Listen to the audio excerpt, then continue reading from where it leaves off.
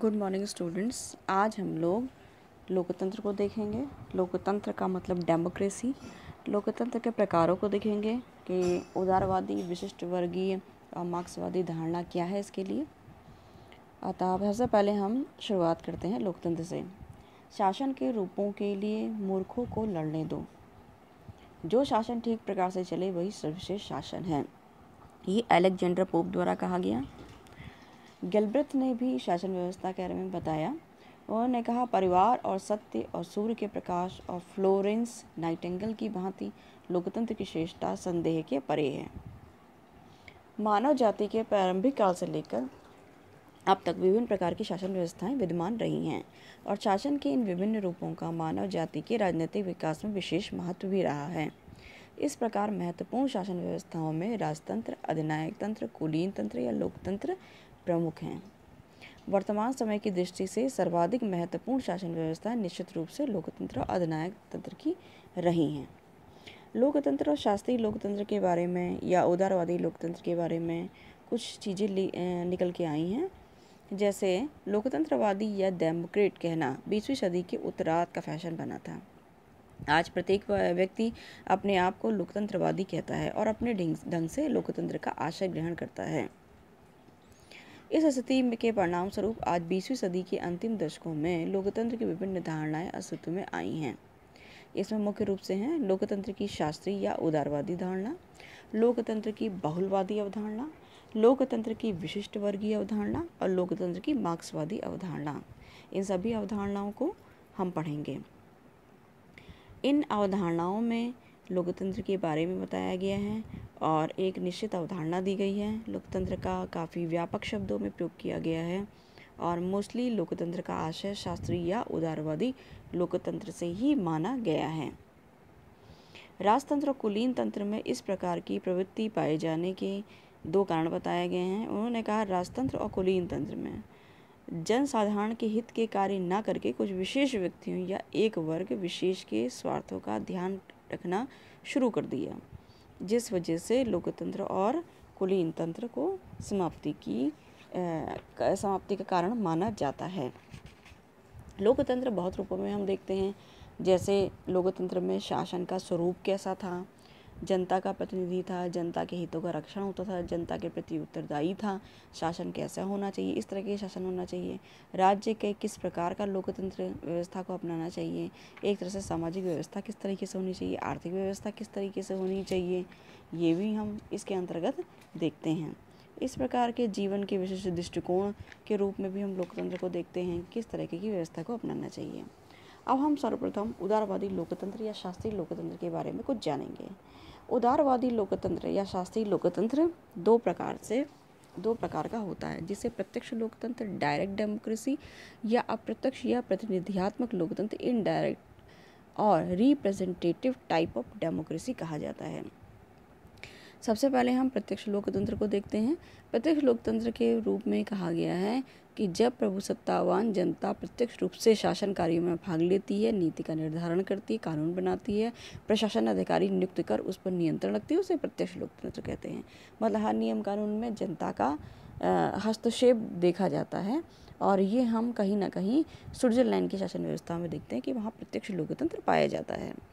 हार्नेशा के अनुसार शुद्ध रूप में लोकतंत्री शासन वह शासन है जिसमें संपूर्ण जनता स्वयं प्रत्यक्ष रूप से बिना कार्रवाई या प्रतिनिधियों के प्रभुसत्ता का प्रयोग करती है। ये प्रत्यक्ष लोकतंत्र मोस्टली छोटे देशों में, छोटे राज्यों में संभव हो पाता है। विशाल और राष्ट्रीय राज्यों के अंतर्गत जनता से हर एक चीज़ के लिए सलाह मशवरा लेना संभव नहीं हो पाता है।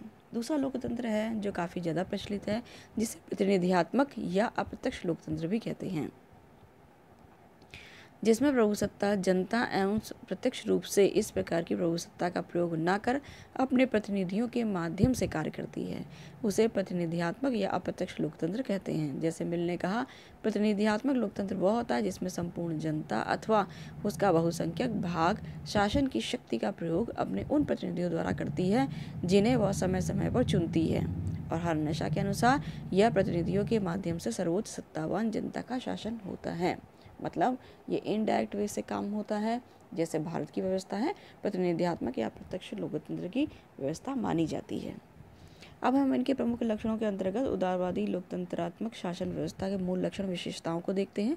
Basic feature of liberal democracy and government, इसमें हम देखते हैं कि लोकतंत्र स्वतंत्रता, समानता, भ्रातृत्व पर आधारित एक ऐसी शासन व्यवस्था है जिसमें सर्वसाधारण जनता द्वारा निश्चित समय के लिए निर्वाचित शासन वर्ग सत्ता का प्रयोग करता है। लोकतांत्रिक शासन व्यवस्था के कुछ सामान्य लक्षण हैं जिसके आधार पर इस चीज़ का ज्ञान होता है कि एक राजनीतिक व्यवस्था कितनी सीमा तक लोकतांत्रिक है कि नहीं है। इसमें निम्न प्रकार से हैं, जैसे लोक प्रभुता में विश्वास। लोक प्रभुता में जनता, इसमें लोकतंत्रवादी शासन व्यवस्था में कहा जाता है जनता का शासन जनता के द्वारा और जनता के लिए किया जाता है, अतः इन्हें लोक प्रभुता, जनता की प्रभुता में विश्वास रहता है। लोकप्रिय प्रभुता का आशय ये होता है कि जनता को चुना हुआ उम्मीदवार, जनता का पसंदीदा व्यक्ति, वो सत्ता उन लोगों को प्राप्त होती है जो शासन सत्ता अंतिम रूप से समस्त जनता में निवास करती है। मतलब जनता अपने प्रतिनिधि को चुनती है, लेकिन पूरी तरीके से बागडोर जनता के हाथ में होती है और जनता के नियम के इच्छा अनुसार वो नियम कानून का निर्माण करता है। तो लोक प्रभुता में विश्वास देखा गया है। लोकप्रिय और नियतकालिक चुनाव, इसमें जनता का प्रिय, क्योंकि जनता लोकप्रिय, जनता को जो प्रिय चुनाव है, जनता इसमें मतदान देती, स्वैच्छिक मतदान देती, गुप्त मतदान देती, जिसको इच्छा करती है वो उसको मतदान देती है, जिसने उसके लिए काम किया है या जिसे उसे ये लगता है कि वो हमारे भावी नेता के रूप में हमारे देश को, हमको आगे ले जाएगा, उसका चुनाव करती है। इसे लोकप्रिय और नियतकालिक चुनाव एक समय निर्धारित कर लिया जाता है। जैसे भारत में 5 वर्ष का है, 5 वर्ष बाद चाहे सरकार कितना ही अच्छा काम कर रही है लेकिन फिर से उसका चुनाव होता है। अगर वो बेहतरीन काम कर रही है तो जनता फिर से उसको चुनकर भेजती है, वरना नई सरकार का निर्माण होता है। अब हम कहते हैं लोकप्रिय नियंत्रण। लोकप्रिय मतलब जनता का नियंत्रण, जो जनता ने निर्धारित किया है जनता उन सदस्यों को भेजती है जो उनके लिए काम करते हैं। इस तरह लोकप्रिय नियंत्रण देखा जाता है। लोकप्रिय प्रभाव तथा उत्तरदायित्व, जनता के चुने हुए व्यक्ति ही जाते हैं, वो काफ़ी प्रभावी होते हैं क्योंकि जनता के पसंदीदा, तो जनता के हिसाब से नियम कानून निर्माण करते हैं तथा उसकी जिम्मेदारी भी जनता के प्रति जिम्मेदार होते हैं और जनता उनसे प्रश्न पूछने की अधिकारी होती है। फिर नेक्स्ट आता है राजनीतिक तथा नागरिक समानता। हम राजनीतिक और नागरिक समानता के रूप में देखते हैं कि राजनीतिक और नागरिक स्तर पर सभी नागरिकों को राजनीतिक स्तर पर समानता दी गई है। मतलब कोई भी व्यक्ति चुनाव में जब वो 18 साल का हो, अगर हम भारत के दृष्टिकोण से देखते हैं तो वो चुनाव के लिए मतदान कर सकता है और कोई भी भारत का नागरिक जो यहाँ का नागरिक है वो नागरिक समानता रखते हुए कुछ योग्यताओं को फुलफिल करते हुए वो किसी भी राजनीतिक चुनाव के लिए खड़ा हो सकता है, लड़ सकता है, जीत सकता है। मतलब आम व्यक्ति भी उच्च पद पर राजनीतिक स्तर पर जा सकता है। फिर राजनीतिक और नागरिक स्वतंत्रताओं के अंतर्गत आते हैं। स्वतंत्रता लोकतंत्र की आत्मा के रूप में माना जाता है। राजनीतिक स्वतंत्रता के रूप में मत देने का अधिकार, प्रतिनिधि के रूप में निर्वाचित होने का अधिकार, सार्वजनिक पद ग्रहण करने का अधिकार, शासन की आलोचना करने का अधिकार है। और नागरिक स्वतंत्रता के अंतर्गत विचार तथा भाषण की स्वतंत्रता, प्रेस की स्वतंत्रता, सम्मेलन की स्वतंत्रता, राजनीतिक दल तथा अन्य संगठन स्थापित करने की स्वतंत्रता, निवास स्थान, आवागमन, व्यापार व्यवसाय, सीमित मात्रा में संपत्ति की स्वतंत्रता आदि शामिल होती हैं। लोकतंत्र प्रतियोगी राजनीति में विश्वास रखता है।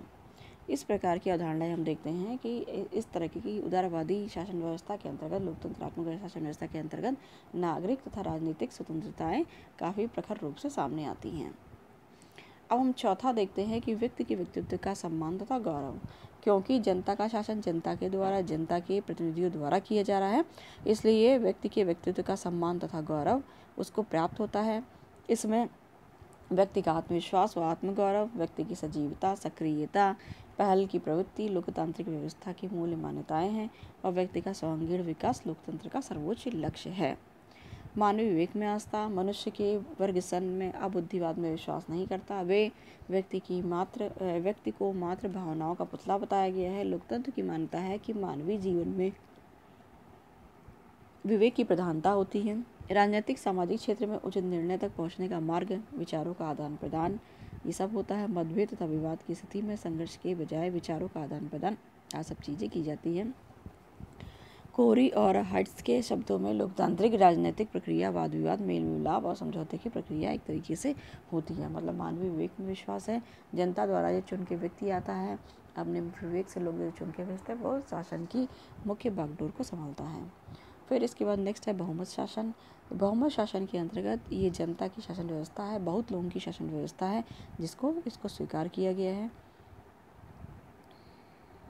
शक्ति विभाजन का न्यायपालिका की स्वतंत्रता। शक्ति विभाजन के अंतर्गत हम देखते हैं, पहले भी हम पढ़ चुके हैं, विधायिका, कार्यपालिका, न्यायपालिका, तीनों का विभाजन कर रखा। शक्तियाँ कौन किस तरीके से करेगी? व्यवस्थापिका विधि का निर्माण करेगी, कार्यपालिका उसके कार्य का पालन करेगी तथा न्यायपालिका न्याय देगी।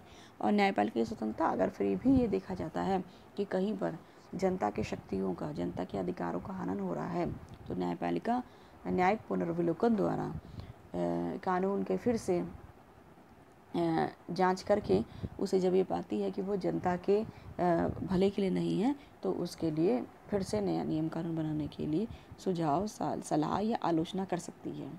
संविधानवाद, हम मोस्टली जो इस तरह की शासन व्यवस्था होती है वो संविधानवाद के अंतर्गत, या संविधान यहाँ सर्वोपरि होता है, जैसे विधि का शासन यहाँ सर्वोपरि होता है। संविधानवाद का आशय है सीमित शक्तियों वाला शासन। लोकतंत्र की मूल मान्यता है कि शासन को सीमित शक्तियां ही प्राप्त होनी चाहिए, असीमित शक्तियां नहीं। लोकतंत्र संविधानवाद में विश्वास करता है, यह एक संविधानवादी शासन है। जैसे लोकतंत्र की मान्यता है विधियों का शासन, विधि की सर्वोच्चता, व्यक्तियों का शासन नहीं, विधि के अनुसार नियम कानून का निर्माण होता है। तो हम उदारवादी लोकतंत्र के कुछ गुणों को देखते हैं। उदारवादी लोकतंत्र के लिए अभी जैसे हमने देखा, जनता का शासन जनता के द्वारा और जनता के लिए किया जाता है, तो जन कल्याण की साधना होती है, जनता के कल्याण की बात की गई है। सर्वाधिक कार्यकुशल शासन माना जाता है क्योंकि लोकप्रिय निर्वाचन, लोकप्रिय नियंत्रण, लोकप्रिय उत्तरदायित्व की व्यवस्था के कारण दूसरी किसी भी शासन व्यवस्था की अपेक्षा ये अधिक कार्यकुशल होता है। सार्वजनिक शिक्षण होता है क्योंकि जनता के सामने सब कुछ चीज़ें रहती हैं, जनता के प्रति ये जितने भी प्रतिनिधि चुन कर आते हैं वो उत्तरदायी होते हैं और जनता के क्वेश्चंस का इनको जवाब देना पड़ता है। तो तभी सभी तरह से सार्वजनिक शिक्षण की बात यहाँ पर गई। जनता जागरूक रहती है, जनता सब चीज़ों को जानती समझती है। अतः बंस ने भी कहा कि सभी शासन शिक्षा के साधन होते हैं, किंतु सबसे अच्छी शिक्षा स्वशिक्षा है। इसलिए सबसे अच्छा शासन स्वशासन है, जिसे लोकतंत्र कहते हैं। और गैटन ने भी कहा नागरिकता की शिक्षा प्रदान करने वाला ये स्कूल इसे माना जाता है। अब नेक्स्ट है मनोविज्ञान के अनुकूल। ये मानव के मनोविज्ञान के अनुकूल है, मानव की सोच के अनुकूल है। ये पूरी व्यवस्था लोकतंत्र की मानव ने जैसे सोचा उसी के हिसाब से चलती है। आशीर्वादम भी कहते हैं लोकतंत्र से सरकार और जनता के बीच का एक सहानुभूति संबंध स्थापित हो जाता है। और हॉकिंग ने भी कहा कि लोकतंत्र चेतन व उपचेतन की मन की एकता है। इसके अंतर्गत जनता के नैतिक उत्थान के लिए पूरी तरीके से कार्य किया जाता है। उसके व्यक्तित्व, नैतिक चरित्र की उच्चता उसके प्रदान की जाती है। जनता को राजनीतिक शक्ति प्रदान कर उसमें लोकतंत्र, आत्मसम्मान व आत्मनिर्भरता की भावना उत्पन्न की जाती है। ब्राइस ने कहा राजनीतिक अधिकारों की प्राप्ति द्वारा मनुष्य के व्यक्तित्व की शान बढ़ जाती है। वह स्वभावतः उस कर्तव्य भावना के उच्च स्तर तक उठ जाता है जिसका पालन उसे राजनीतिक अधिकारों की प्राप्ति के लिए करना पड़ता है। जॉन स्टुअर्ट मिल भी कहते हैं कि अंत में वही सरकार सर्वश्रेष्ठ है जो मनुष्य की नैतिकता, उद्योग, साहस, आत्मबोध व पवित्रता को दृढ़ बनाए, क्योंकि प्रजातंत्र इन बातों को पूरा करता है। इसलिए इस सब का अच्छा शासन इसके द्वारा किया जाता है। देशभक्ति का स्रोत भी है। मिल ने कहा लोकतंत्र लोगों की देशभक्ति को बढ़ाता है क्योंकि नागरिक ये अनुभव करते हैं कि सरकार उन्हीं की उत्पन्न हुई वस्तु है और अधिकारी उसके स्वामी न होकर के वे सेवक हैं। लेबलिए ने कहा फ्रांसीसी जनता क्रांति के बाद से ही फ्रांस से प्रेम करने लगी थी, जबकि उससे देश की शासन व्यवस्था में भाग लिया। ये देशभक्ति का बहुत बड़ा स्रोत है क्योंकि जनता के हिसाब से ही व्यवस्था पूरी तरीके से चलती है। क्रांति से सुरक्षा हमेशा रहेगी क्योंकि विरोध हमेशा जनतंत्र से निकल के आया है। विरोध वहाँ से निकल गया है जिसका शोषण हुआ है। विरोध ने बहुमत की शक्ति को दिखाया है, इसलिए क्रांति से सुरक्षित रहता है क्योंकि जनता के हिसाब से शासन व्यवस्था होती है। गिलक्रास्ट ने कहा लोकप्रिय शासन सर्वाधिक सहमति का शासन है, अतः स्वभाव से ही वह क्रांतिकारी नहीं हो सकता। बंस ने भी कहा कि मंत्रियों और विधानसभाओं में बहुमत को बदलने की प्रक्रिया सामाजिक आवश्यकताओं को पूरा करने के लिए क्रांति का एक विकल्प प्रदान करती है। इसलिए उदारवादी लोकतंत्र के अंतर्गत क्रांति से सुरक्षित उसको देखा गया है। नेक्स्ट हम देखते हैं कि समानता और स्वतंत्रता पर आधारित। ये लोकतंत्र में मोस्टली समानता और स्वतंत्रता पर ही विशेष ध्यान दिया गया है। लोकतंत्र की शक्ति ही समानता और स्वतंत्रता होती है। समानता सभी व्यक्तियों को प्रदान करना, स्वतंत्रता सभी व्यक्तियों को देना, ये लोकतंत्र का मेन आधार है। इसके बिना लोकतंत्रात्मक व्यवस्था नहीं चल सकती है। और गैटन ने भी कहा क्योंकि लोकतंत्र समानता के सामान्य सिद्धांत पर आधारित है, अतः इससे न्याय की वृद्धि होना संभव है, जो कि राज्य के अस्तित्व के प्रधान लक्ष्यों में से एक है। नवा, विचार विनिमय और समझौते की भावना उत्पन्न करना। विचार विनिमय, विचारों का आदान प्रदान होना, सभी लोगों की बातों को समझना, सोचना और उसको लागू करना, एक तरीके से समझौते की भावना पर आधारित ये व्यवस्था होती है। विचार विनिमय सोच विचार के कदम उठाया जाता है, जनता से पूछा जाता है और जनता की इच्छा के अनुसार ही बहुमत की जो सोच होती है उसी के अनुसार काम किया जाता है। जन इच्छा पर आधारित लोकतंत्र नागरिकों में सहिष्णुता, उदारता, सहानुभूति, स्नेह, व्यवहार, विचार विनिमय और सहयोग की भावना भी उत्पन्न करता है। इसके अतिरिक्त हम देखते हैं विश्व शांति का ये समर्थक है, क्योंकि ये कहा जाता है कि पूरा विश्व एक परिवार की तरह है। वसुधैव कुटुंबकम की भावना की बात की। लोगों ने कहा भी कि सब लोग एक हो जाओ, कोई धर्म जाति सबका भेदभाव ना रहे, लोकतंत्रात्मक शासन व्यवस्था रहे, जनता का शासन रहे, जनता जिस हिसाब से चला चाहे और सबके भले को देख करके बहुमत के आधार पर विश्व शांति की ओर कदम उठा करके जनता की शासन व्यवस्था का निर्भर हो।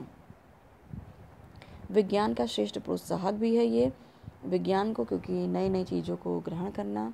लोकतंत्रात्मक शासन व्यवस्था में उदारवाद बहुत अधिक होता है। जैसे कि हम लोग ने मॉडर्नाइजेशन, जिसे हम लोकतंत्र की मेन अवधारणा, जिसे कहीं ना कहीं आधुनिकीकरण कहते हैं, उसको हमने अपनाया। हमने वेस्टर्न चीज़ों को अपनाया, जो चीज़ फ़ायदेमंद है, परिवर्तनशील है, जो हमारे विकास में आगे बढ़ाती, उसको हमने अपनाया। और विज्ञान तर्क की बात करता है, सत्य की बात करता है, उसको अपनाया गया। उसको हम वैज्ञानिक विकास की तरफ आगे बढ़ रहे हैं।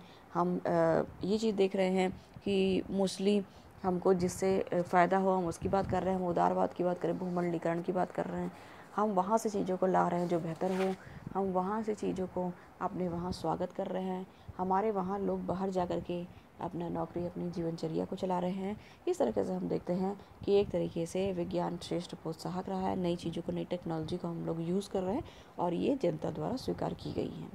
ये तो इनकी अच्छी चीज़ें हो गई जो विशेषता को दर्शाती हैं। लेकिन क्योंकि मेन चीज़ है, कभी कभी बहुमत पक्षपाती हो जाता है, कभी कभी बहुमत हमारे वहाँ धर्म की जातिगत व्यवस्था बहुत ज़्यादा हावी है। ये सब चीज़ें इतनी हावी हो जाती है कि उसके बहुत सारे दोष देखने को लोकतंत्र के मिलते हैं। वो दोष क्या हैं? जैसे अयोग्यता की पूजा। अगर जनता के समर्थक अयोग्य लोगों को पसंद करने लगे, जातिगत भावना आ जाए, धर्म की भावना आ जाए, तो यहाँ पर प्रॉब्लम हो जाती है, क्योंकि बहुमत उसको वोट कर देती है, उन लोगों को वोट करती है और एक तरीके से योग्य व्यक्ति जो इसका अधिकारी होता है वो शासन व्यवस्था में नहीं आ पाता है। दल प्रणाली का अहित का प्रभाव। दल प्रणाली बहुत अधिक यहाँ पर रहती है, जिसकी वजह से दल प्रणाली से बहुत नुकसान देखने को मिला है। दलों की अपनी व्यवस्था रहती है, बहुत स्वार्थ भावना रहती है और दल अपनी स्वार्थ भावना से बाहर नहीं निकल पाते और स्वार्थ भावना में धार्मिक चीज़ों से प्रभावित होकर या अपने दल से प्रभावित होकर के वो कभी कभी उन चीज़ों का अवहेलना करते हैं जो जनता या देश के भले के लिए हो। इसके बाद भ्रष्ट शासन व्यवस्था की व्यवस्था काफ़ी लंबी चौड़ी होती है, नौकरशाही होती है, लूट खसोट यहाँ पर ज़्यादा देखने को मिलती है।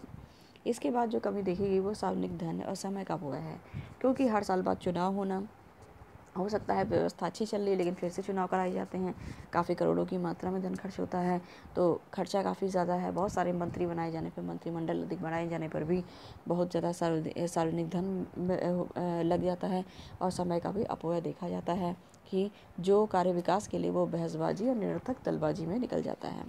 सर्वतोन्मुखी प्रक्रिया की असंभावना।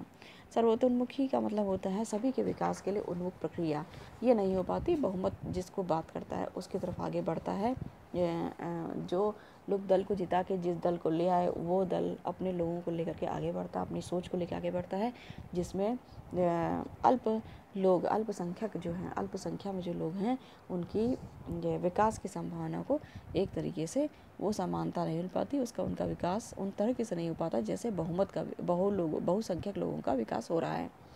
फिर हम देखते हैं लोकतांत्रिक समानता एक भ्रम है। लोकतांत्रिक समानता एक भ्रम के रूप में है जिसकी लाठी उसकी भैंस की व्यवस्था इसमें चलती है।